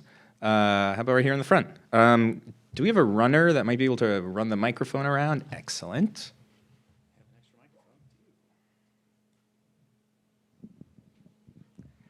Thank you, Tricia.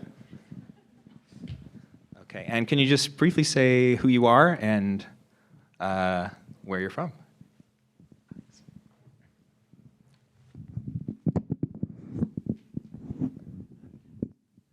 Hi, my name is Ian Klein from Vizier Production, and I'm on the board of TEA Western Division with Tricia. How do you weigh the use of personal devices as a key to unlocking interactive experiences versus technology that's given to them? And is that the goal in the future, to use powerful consumer electronics that people have on their person, or is the novelty of the technology always going to be part of the experience? I mean, from our perspective, when you look at the Kim Possible project, that was literally handing out cell phones because that was an amazing thing that not everybody had. And mostly, even if they did, there was like 100 different versions of it, and we couldn't design for all of that.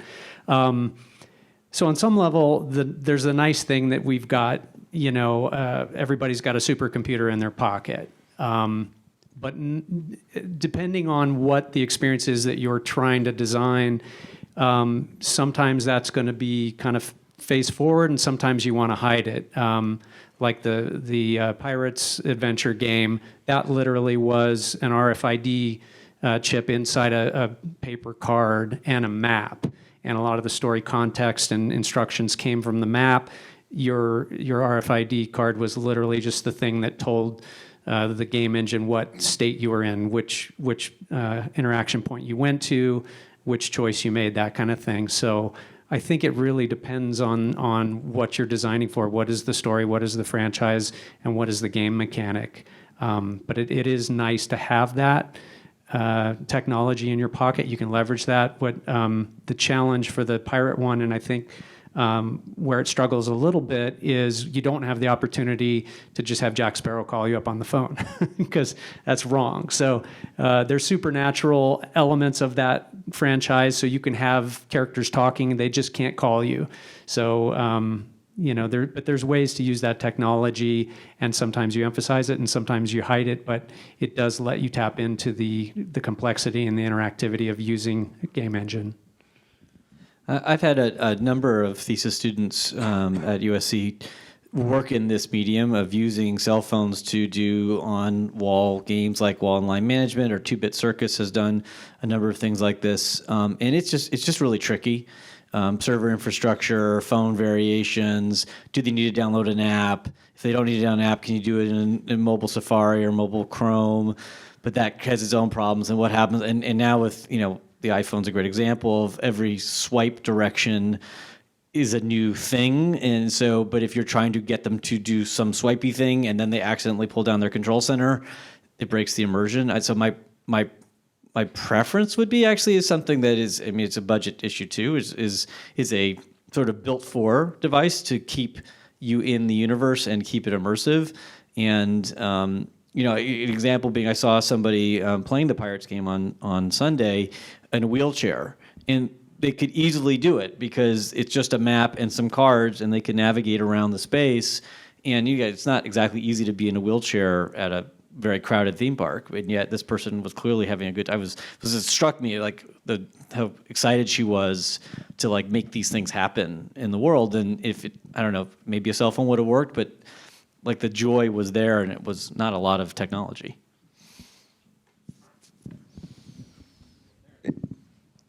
In the blue shirt, please.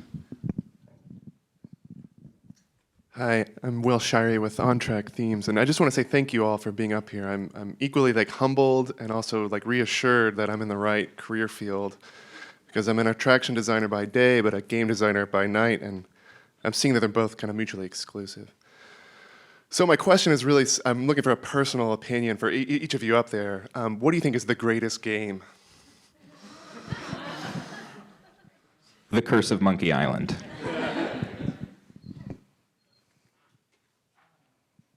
Portal. The greatest game. It's hard for me to answer. I'll tell you one of my favorite games was the Atari Star Wars machine from 1983. and like the one with the vector graphics, it came at like a perfect time where it seemed high tech. Back then it was just immersive enough to make me feel like a fighter pilot. I could pretend I was, blowing up the Death Star, which for a while was a dream. And it just, it's like one of the fondest memories of my youth, so much so that I ended up buying that arcade machine, and it followed me around for a while. You talked about the sit-down one too, right? Specifically. Yeah, The sit-down one was even better. Yeah, cool. I didn't have room for it though. Yeah, well, so. There's no one who will repair those screens. I have so many, but the one that I usually cite as a huge Indiana Jones fan is Indiana Jones and the Fate of Atlantis, particularly because of the branching system that was overlaid with an IQ system. So, plus I was at Skywalker Sound when they were making it, so that was kind of fun. Throughout EverQuest, which was one of the first, modern MMOs, and there was something that was really magical about that game because so many of the mechanics in it wouldn't fly anymore. Like, for example, it was incredibly difficult. Like, you would die and you would just lose like a week of progress. And like, for like a 14-year-old boy, I was like, no problem, I got more weeks. But that also meant that like, if you started off like in the elf starting area, like you might not see a human being like for literal actual weeks after the server began because no one was strong enough to make the journey. And of course today that wouldn't fly, right? Everybody like expects to jump on their griffin and fly wherever they want to. And so game design has changed so much since then, but at the time it was just this like magical emergent experience. And I spent, I don't know how many endless weeks and nights and months just playing that game. I still wax poetic about it every now and then. I can get carried away right now, in fact. I feel it. I feel the reverie coming on. Larry, you said Portal, and I'll actually add one too, which is a game called Braid. It's a very famous indie game, and the thing that it sort of awakened something in me in the sense that it's not a graphically groundbreaking game. It's on its surface, there's nothing about it that's different. It's a side scroller, it's a platformer like Super Mario World or any hundreds of games that have used that platform mechanic of jumping to the next platform, jumping on enemies. If you fall into the ravine, you lose a life. It's exactly like all of those other games, except for one difference, which is the ability to rewind time.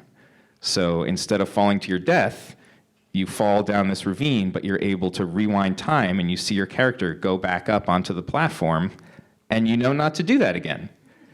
And then that starts playing into the puzzle design, where as you rewind time, certain platforms are immune to rewinding time. So they start to move continuously while others are moving in reverse, and it creates these new puzzles. And the thing that I like so much about it, and the same goes for Portal, is that that's what made me realize you don't have to be a great coder to be a great game designer.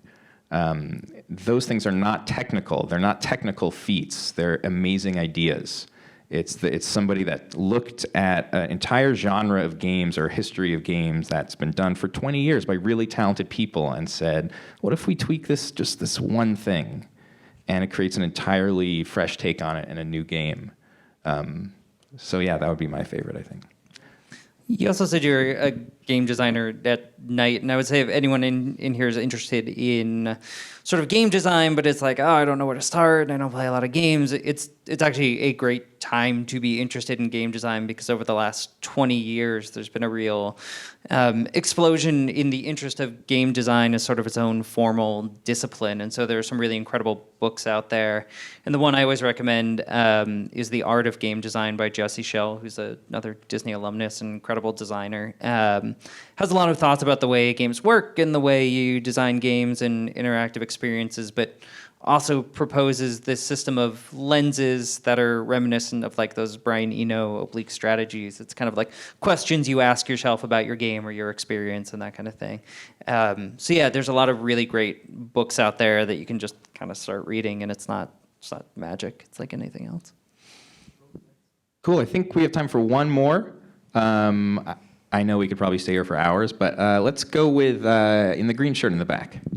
Hi, I'm Kate First. I work for Visual Terrain. It's a lighting design firm, so in the physical world. But I think all of this is really interesting, and in the era of sort of data mining, where you can learn almost everything about the person who's going to be going in this game, or the interactive experience, really. If you can talk about how much you can bring into it in terms of knowing that I'm a girl and how old I am and how tall I am and all of those elements versus somebody's desire for anonymity, and how you determine those lines moving forward now that all of that information is going to be available to you, really.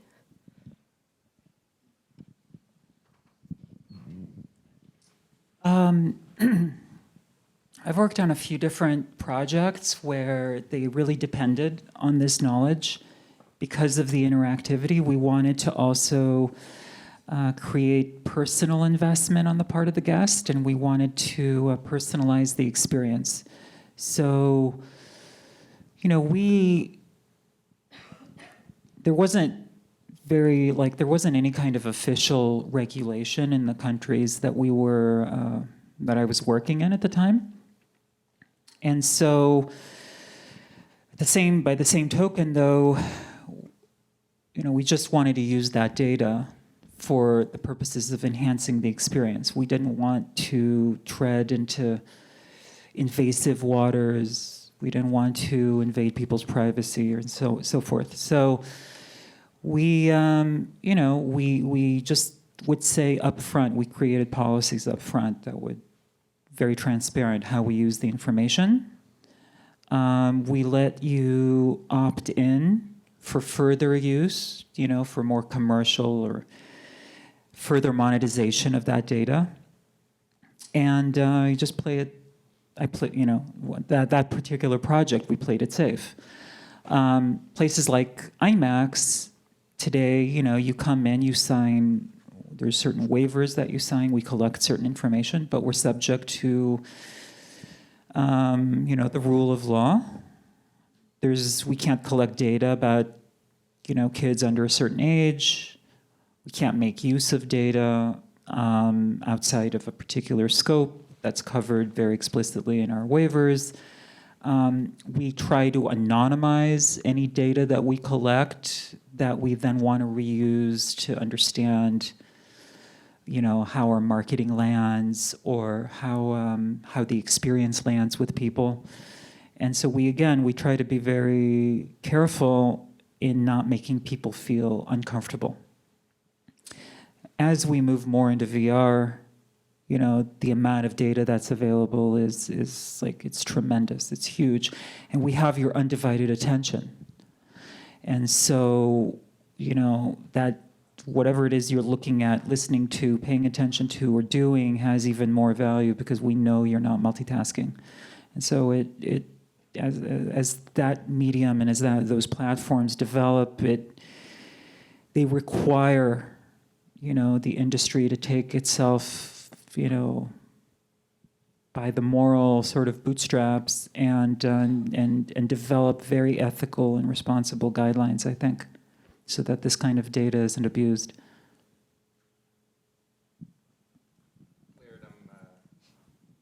Looking at you just for the reason that Oculus is owned by Facebook. Yeah, it's kind of why I'm sitting here quietly. I think from a game design point of view, and interaction design point of view, it's like any other aspect of it. Is like, what's the need, right? And so the first answer is take as little as possible to do what you need to do, not only from a privacy protection point of view, but just from like, it's going to take time to get it, and there's like inaccuracies and like it's slowing down. One of the things that I deeply believe is the minimum time to fun really, really matters in all of these things that we do, whatever medium we're in. And so anything that's slowing down the fun, and we can define fun not necessarily as ha-ha fun, but like immersion or in the environment, is against the design goals that we have. And then the second piece I would say is, you know, people can lie. and or choose not to share or whatnot, and the system still has to work. So if you know, or you know, and we're becoming more and more conscious too that some of the things that we say are easy classifications like male and female, it doesn't work for everybody, and we have to build systems that you know, accommodate everyone in the way that the Americans with Disabilities Act has required us to have accommodations, rightly so. Well, there are other accommodations that that we're learning more about, I think, as a society that we have to do. So, you know, that might lead us to a decision where, well, we kind of want to know, and it works this way, but if a person chooses a different way of communicating with us, that it should still work. And I think that goes into the art of the design, that it should be elegant enough to really really provide that immersion regardless in some extent. All right, well, I think we do have to wrap. I would encourage people to stick around if they'd like to chat. Please give a huge round of applause to our panelists. Thank you, guys. Thank you all so much for being here. And thank you. A round of applause for our moderator. Thank you. Yes. And for those of you who are new to the TEA, please join. If you're young, there's a next-gen membership that's very affordable. There'll be more programming like this. I think there's another educational panel coming up soon. Yep, there is. Michael? Happy Indeed, birthday, it is Michael. my birthday. Thank you. Yeah, I'm a real grown-up now, I guess. Well, happy birthday, Michael. Thank you very much. Thank you very much. so much for such a great panel. All of your effort in putting this together. Thank you, panelists, for being here and your time. Thank you, everyone, for being and coming and listening. And we're just going to come up with more and more great educational panels. Thank you to our education committee who comes up with these ideas. And Todd and Tracy, I forgot to mention them, and David and the entire Western North America division, the educational committee who made this all possible, Art Center, Christy. Anybody I forgot? No? And you. Thank you. All right, thanks everyone. Thank you.